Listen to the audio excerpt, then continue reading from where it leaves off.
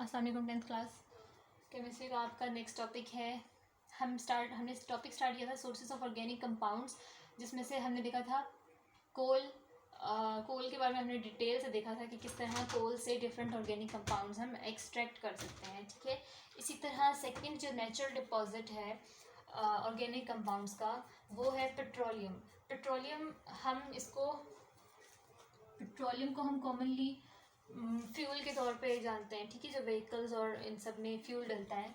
Petroleum असल में क्या है? इट इज़ डार्क और ग्रीनिश प्लस थिक लिक्विड, ठीक है, विच इज़ प्रेजेंट। जैसे कि कोल अर्थ क्रस्ट में हमें डीप अर्थ क्रस्ट में हमें मिलता है, इसी तरह पेट्रोलियम भी हमें पेट्रोलियम के जवाहर भी हमें इसी तरह अर्थ क्रस्ट में मिलते हैं, ठीक है।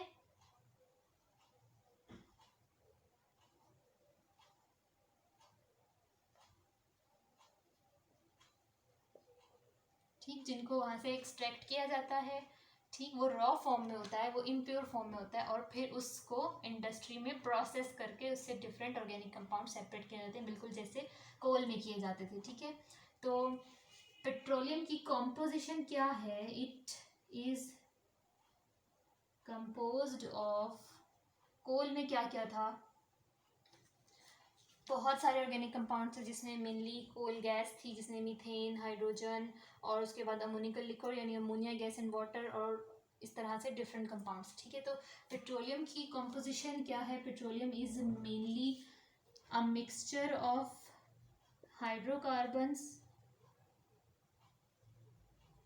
ठीक है, मैनी हाइड्रोकार्बन्स, और उसके अलावा which are dissolved in water, उसके अलावा many other salts and the earthy particles मतलब soil particles, ठीक है, soil के components, ठीक। तो ये सब पेट्रोलियम में प्रेजेंट होते हैं, और कोल हमें सॉलिड की फॉर्म में मिलता है, ब्लैकिश सॉलिड के फॉर्म में, और पेट्रोलियम भी बिल्कुल वैसी ही चीज़ है।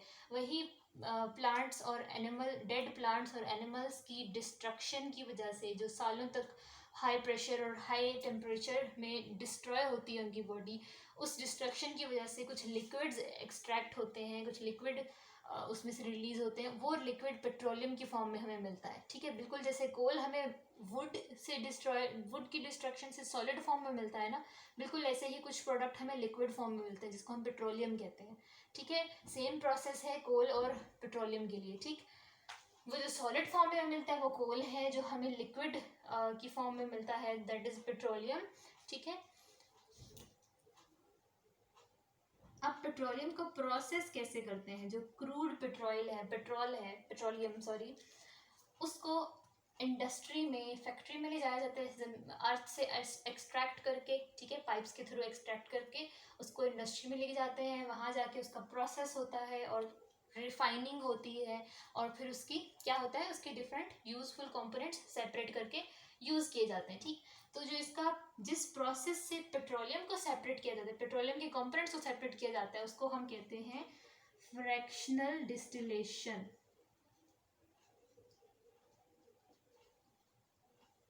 अब हमने डिस्टिलेशन का वर्ड तो पहले भी देखा था कोल में, ठीक। कोल में था डिस्ट्रक्टिव डिस्टिलेशन, यहाँ पर है फ्रैक्शनल डिस्टिलेशन। तो फ्रैक्शनल डिस्टिलेशन क्या है? क्योंकि ये एक जस्ट मिक्सचर है, जस्ट ये एक लिक्विड है, ठीक है, तो हम इसे जस्ट बॉईल करेंगे, ठीक है। इट इज बॉइलिंग और heating to get separate components of a mixture, ठीक है। क्या है इसमें, हम क्या कर रहे हैं? जस्ट बॉइलिंग कर रहे हैं। बॉइलिंग का क्या मतलब है? जस्ट हीट प्रोवाइड कर रहे हैं, कुछ केमिकल प्रोसेस नहीं हो रहा, किसी चीज़ की ब्रेक डाउन नहीं हो रही, ठीक है। जस्ट क्या हो रहा है, कोई बर्निंग नहीं हो रही, जस्ट हम हाई टेम्परेचर अप्लाई कर रहे हैं इस लिक्विड पे, और इस लिक्विड के जैसे ABCD कंपोनेंट्स थे, ठीक है, ABCD सपोज ये कंपोनेंट्स के अंदर प्रेजेंट थे, ये मिक्स हुआ था, ठीक। तो क्या होगा, वो वन बाय वन पहले ए वेपराइज होगा, हम उन वेपर्स को कलेक्ट कर लेंगे, वो प्योर वेपर होंगे ए के, उसको हम सेपरेट कर लेंगे, ए कंपोनेंट सेपरेट, लेफ्ट बिहाइंड क्या है, BCD, ठीक। फिर फिर दोबारा जब टेम्परेचर थोड़ा इंक्रीज हुआ, बी कंपोनेंट सेपरेट हुआ, देन सी अकेला सेपरेट हुआ, फिर डी सेपरेट हुआ और फिर ई रेजिड्यू के फॉर्म में रह गया। ठीक, तो पूरा मिक्सचर क्या हुआ, without any chemical reaction, without any destruction, without any break down, वो जस्ट बॉईल करने से सेपरेट हो गया। ठीक है, तो यही काम तो हमने डिस्ट्रक्टिव डिस्टिलेशन में भी किया था। तो आपने याद रखना है कि destructive distillation is actually a chemical process. ठीक है, यहाँ क्या है, just it is just the boiling. ठीक, आराम आराम से स्लोली हम बॉईल करना स्टार्ट करते हैं और हाई टेम्परेचर तक जाते हैं। ठीक है, ये लिक्विड्स के लिए होता है और इसमें कोई केमिकल प्रोसेस इन्वॉल्व नहीं है, कोई केमिकल रिएक्शन इन्वॉल्व नहीं है। ठीक है, और जो डिस्ट्रक्टिव डिस्टिलेशन फॉर कोल थी उसमें क्या था, क्योंकि कोल सॉलिड फॉर्म में है तो सॉलिड को पहले ब्रेक करना है। ठीक है, तो जो डिस्ट्रक्टिव डिस्टिलेशन थी उसका मतलब होता है एक क्लोज्ड चैम्बर के अंदर एब्सेंस ऑफ ऑक्सीजन में किसी सॉलिड की ब्रेक डाउन करना due to very high temperature. ठीक है, the break down is chemical break down. ठीक, ये चीज़ आपने याद रखनी है।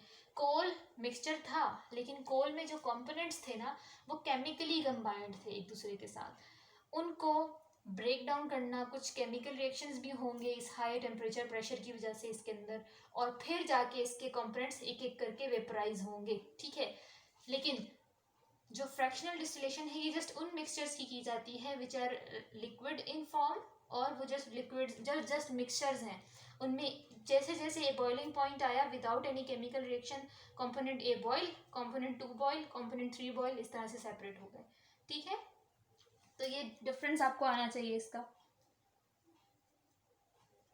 ठीक, तो ये हो गया पेट्रोलियम कंप्लीट। ठीक है, पेट्रोलियम में हमने क्या देखा है, पेट्रोलियम एक ग्रीनिश डार्क कलर का थिक सा लिक्विड है जो कि कोल की तरह ही हमें अर्थ क्रस्ट में से मिलता है नेचुरली। ठीक है, इसे एक्सट्रैक्ट करके इसका फ्रैक्शनल डिस्टिलेशन किया जाता है तो इससे बहुत सारे यूजफुल कंपोनेंट्स सेपरेट होते हैं। यहाँ हम वो कंपोनेंट्स नहीं देख रहे क्योंकि उनको डिटेल में हमने लास्ट चैप्टर में जाके पढ़ना है। ठीक है, ठीक, और हमने कॉम्पोजिशन क्या देखी है, पेट्रोलियम में actually a large number of hydrocarbons होते हैं which are combined with water, salt and earthy material. Petroleum complete. अब हम नेक्स्ट मूव करते हैं नेचुरल गैस पे। बिल्कुल ऐसे ही जैसे कोल और पेट्रोलियम अर्थ क्रस्ट में से हमें किसी डेड प्लांट एनिमल की डिस्ट्रक्शन की वजह से हमें मिलते हैं, बिल्कुल ऐसे ही नेचुरल गैस भी बिल्कुल उसी प्रोसेस के रिजल्ट में नेचुरल गैस भी अर्थ क्रस्ट में एक्यूमुलेट हो रही होती है। ठीक है, वो जो हाई टेम्परेचर प्रेशर की वजह से कोल और पेट्रोलियम और इन सब की डिस्ट्रक्शन हो रही होती है ना अर्थ के अंदर, अर्थ क्रस्ट में। ठीक है, तो उसके रिजल्ट में कुछ वॉलेटाइल सब्सटेंसेस, इनमें वॉलेटाइल सब्सटेंसेस होते हैं तभी हम इनकी डिस्टिलेशन करते हैं ना। ठीक है, तो नेचुरली जब ये अर्थ क्रस्ट में प्रेजेंट है तो वहाँ पे भी इसको हाई टेम्परेचर तो मिल रहा है ना। ठीक है, तो कुछ इसमें से वॉलेटाइल सब्सटेंसेस खुद ही गैस की फॉर्म में सेपरेट हो जाएंगे और वो अर्थ के अंदर, अर्थ की क्रस्ट में, ठीक है, ओवर द वाटर बेड, जो वाटर बेड है, वाटर टेबल है, सॉरी बेड नहीं, वाटर टेबल है, उसके ऊपर जो रॉक्स हैं, ठीक है, इम्पीरियस रॉक्स की लेयर्स हैं, इम्पीरियस रॉक की 2 लेयर्स हैं, the upper layer and lower layer. जो लोअर लेयर है वो वाटर टेबल के नीचे होती है। ठीक, तो वाटर टेबल के जो ज़मीन का जो अंडरग्राउंड जो वाटर स्टोरेज है, ठीक, नेचुरल जो वाटर सोर्स है, उस वाटर के ऊपर पेट्रोलियम होता है क्योंकि petroleum is lighter than water. ठीक है, वाटर के ऊपर पेट्रोलियम होता है और इस पेट्रोलियम के ऊपर नेचुरल गैस एक्यूमुलेट हो जाती है। ठीक है, below the upper layer of imperious rocks. ठीक है, फिर वहाँ पे ड्रिलिंग करके वहाँ से नेचुरल गैस को एक्सट्रैक्ट किया जा सकता है। ठीक है, वो जो हम सुई गैस देखते हैं वो वही नेचुरल गैस है। ठीक है, तो नेचुरल गैस बिल्कुल इसी तरह is obtained by slow decomposition of dead plants and animals। ठीक है, ये भी हमें अर्थ क्रस्ट में इम्पीरियस रॉक की 2 लेयर्स के दरमियान हमें मिलती है। ठीक है, इसी तरह गैस की फॉर्म में हमें ड्रिल करके इसको एक्सट्रैक्ट कर लेते हैं। ठीक, कोल को माइनिंग करके एक्सट्रैक्ट किया जाता है, पेट्रोलियम को भी ड्रिल करके एक्सट्रैक्ट किया जाता है। ठीक है, फिर नेचुरल गैस क्या है, इट इज़ एक्चुअली 85% मीथेन। ठीक है, इसमें 85% CH4 प्रेजेंट होती है। इसके अलावा बाकी गैसेस भी होती हैं, कुछ मिक्सचर होता है। ठीक है, वोलेटाइल हाइड्रोकार्बन्स का। ठीक, इसको रिफाइन करके फिर हम इसे यूज़ करते हैं, थोड़ा सा प्योरीफाई करके इसको यूज़ किया जाता है कंप्रेस्ड फॉर्म में, नॉर्मल फॉर्म में, ठीक है, as a fuel in homes, in industry and in automobiles, जिसे हम CNG कहते हैं, ठीक है, सही।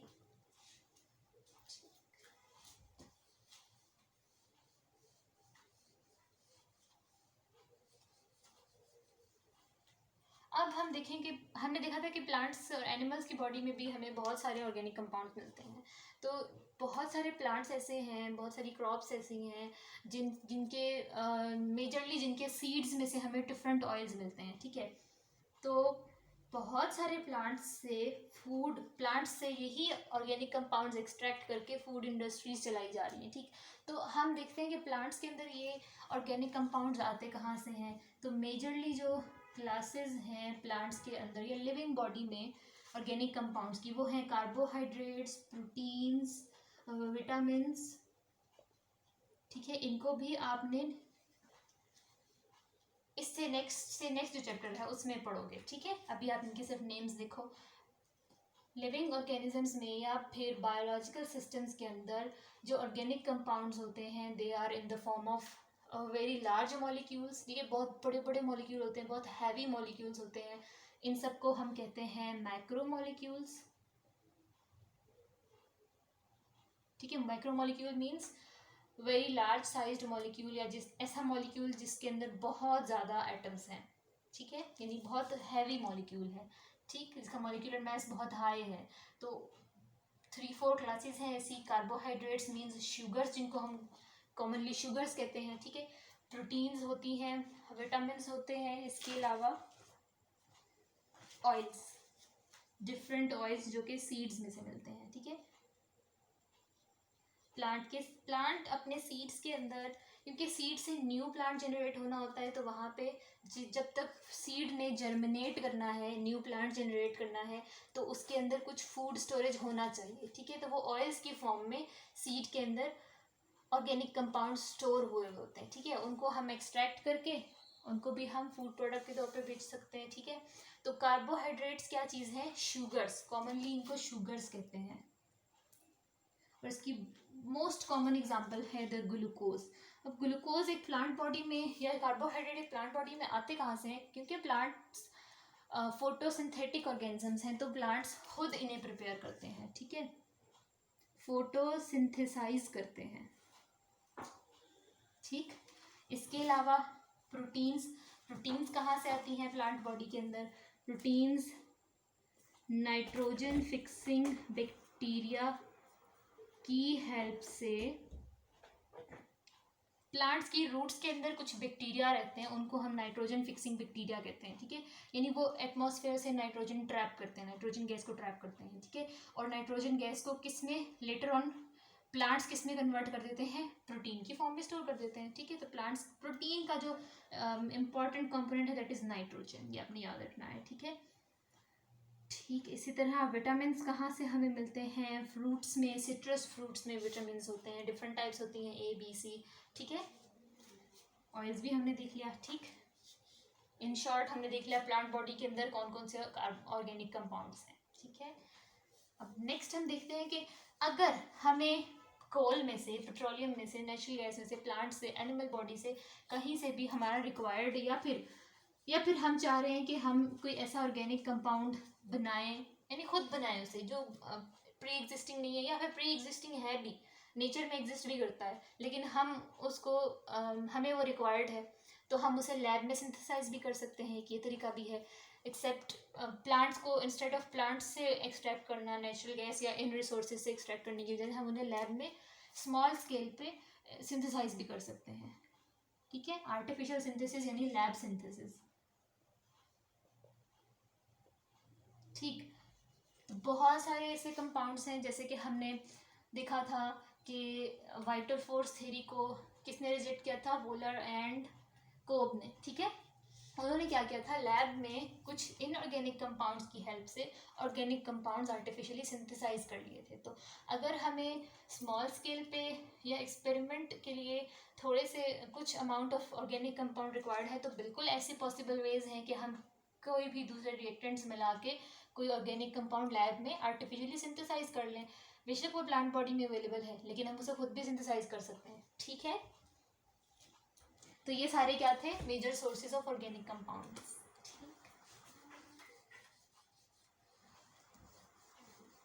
बहुत इजी टॉपिक है, आप पहले ये वीडियो देखो, इस लेक्चर को सुनो, इसके जो मैं स्ट्रक्चर बनाती हूँ हेडिंग्स के, वो पॉइंट्स वाले स्ट्रक्चर्स, वो भी आप अपने पास बना लो एक पेज पे। ठीक है, बिल्कुल रफ सा बना लो। उसके बाद अपनी बुक रीड करो, और फिर भी अगर कुछ समझ नहीं आता तो आप मुझसे पूछ सकते हो।